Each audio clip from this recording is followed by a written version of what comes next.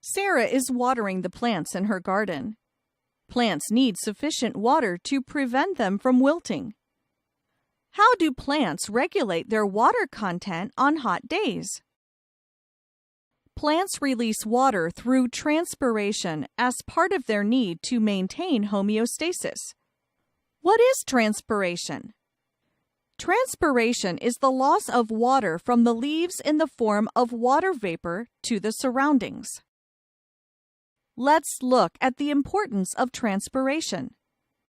Transpiration helps plants to absorb water and minerals from the soil and transports them to the leaves. Transpiration gives a cooling effect to the leaves and stems on a hot day. Guard cells control the opening and closing of the stoma.